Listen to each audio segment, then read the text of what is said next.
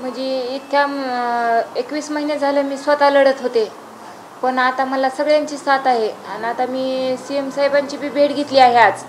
आणि पुन्हा मी आता ह्या दानवे सरांना पण भेटले आहे.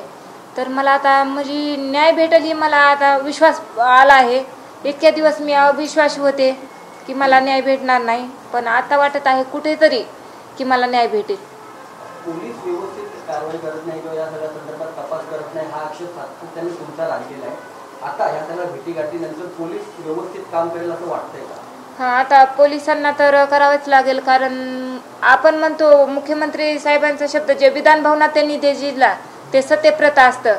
जे त्यांनी विधान भवनात बी मांडणी केली की कोणालाही पाठीशी घातलं जाणार नाही, तसं आता म्हणजे कोणालाही पाठीशी न घालता पोलिसांनी पण आता तपास केलाच पाहिजे. जसं आम्हाला पहिले जे साबळे सर होते त्यांनी सगळे आरोपीचे नावं त्यांना डिटेक्ट झालेले आहेत, त्यांचीच आम्ही मागणी करून घेतली आहे मुख्यमंत्री साहेबांना की आम्हाला हे अधिकारी पाहिजेत की ते आरोपी पस्तोर गेले होते. मग CM सरांनी त्यांची ऑर्डर करून ती SIT स्थापन केली आहे आज. आता हे सगळं लढा तुम्ही देत असताना अजूनही जिथे तुम्ही राहताय तिथे तुमच्यावर दबाव टाकला जातोय या सगळ्या बाबतीत? नाही, आमच्या गरीब कुटुंबावर कशाला दबाव टाकणार? आता आमच्याकडून काय भेटणार? जे भेटायचं होतं त्यांनी माझ्या नवऱ्याला मारून हासील केलं. आता त्यांना आमच्याकडून काय भेटणार? दबाव माझ्यावर कुणाचाच नाही. हा संपूर्ण जो काही म्हणजे त्यांची हत्या करण्यात आली महादेव मुंडेंची, ही संपूर्ण त्या जमिनीच्या प्रकरणातच झालेली आहे असं आपल्याला संशय आहे की नेमका तोच विषय? म्हणजे मला अगोदर ज्यावेळेस मर्डर झालं त्यावेळेस मला हे म्हणजे मला माहीत नव्हतं की जमिनीच्या वादातून झाला आहे. कारण त्यांनी असे राजकारणी नव्हते ना, काहीच नव्हते ना, कुणाशी भांडण नव्हतं ना, काहीच नव्हतं त्यांचं. मग ते असे राजकारणी लोक का मारतील असं मला वाटलं. पण ज्यावेळेस मी या केसच्या खोलात गेले, जसं जसं मी पोलीस स्टेशनच्या खेटा खात राहिले, आता खेटाचं म्हणण्यात येईल म्हणजे चक्रा म्हणण्याऐवजी खेटाचं म्हणण्यात येईल. ज्यावेळेस मी खेटा घातल्या पोलीस स्टेशनच्या त्यावेळेस मला हे आरोपी निष्पन्न झाले आणि मला आता जमिनीच्या वादातूनच हे प्रकरण झालं आहे असं मला वाटत आहे. पोलिसांचं काय म्हणणं आहे या संदर्भात? आता म्हणजे तुमच्याशी काही पोलिसांनी अधिक संवाद साधला का? काही पुरावे मागितले का? आतापर्यंत काहीच पावलं उचलण्यात नाही. पोलीस प्रशासनाकडून आतापर्यंत तर शून्य तपास आहे या केसचा, की काहीच झालं नाही असा तपास आहे, शून्य तपास आहे.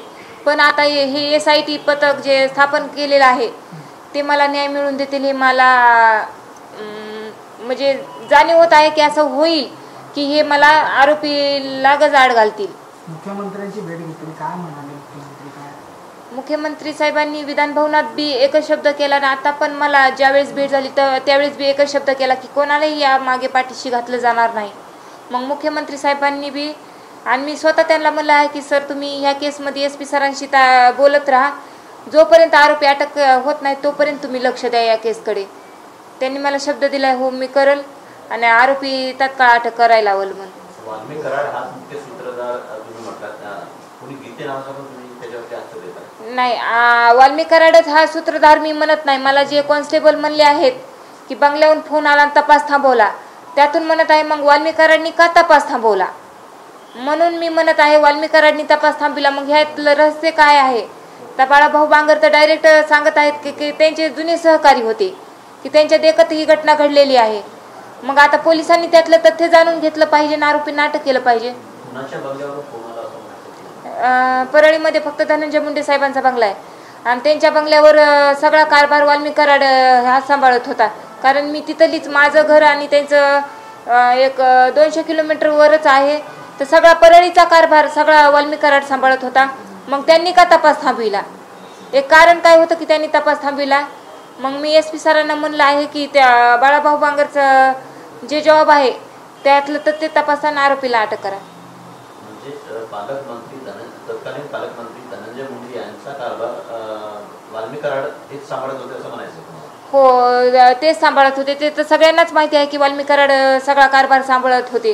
पूर्ण परळीला पण माहिती आहे आणि पूर्ण महाराष्ट्राला बी माहिती असेल की वाल्मिक कराडच धनंजय मुंडे साहेबांचा कारभार परळीतला सांभाळत होते. म्हणून तुम्ही ज्या प्रकारे आरोप करतात, धनंजय मुंडेंशी काही बोलणं झालं का? त्यांनी काही संपर्क करायचा प्रयत्न केला? नाही, ह्यांनी म्हणजे धनंजय मुंडे त्यांनी माझ्याशी काही संवाद बी केला नाही आणि मला ह्याच्यात काही मदत बी केली नाही. त्याचं मला खंतच राहील ज्यावेळेस बी माझी त्यांची भेट होईल केव्हा पण त्यांना मी एक प्रश्न करणार की मी तुमची म्हणजे तुमच्या ह्याच्यातली वंजारी समाजातली नव्हते का, तुम्ही का माझ्या न्यायाच्या लढ्यात मला साथ दिली नाही.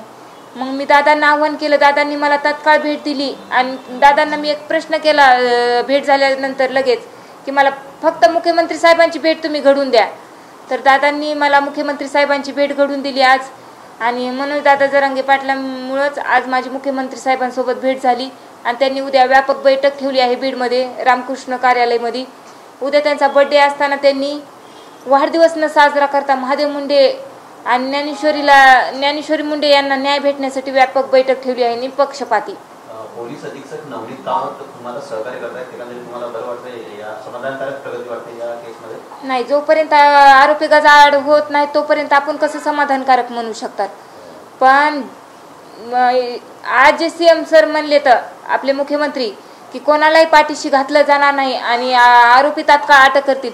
ज्यावेळेस आरोपी अटक होतील त्यावेळेसच माझा विश्वास पटेल की खरंच SP सरांनी मी मदत केली आणि मुख्यमंत्री साहेबांनी बी मदत केली. माझा विश्वास आहे मुख्यमंत्री साहेबावर की साहेब ह्या तुम्ही केसमध्ये लक्ष द्या आणि आरोपींना अटक करायला हवं.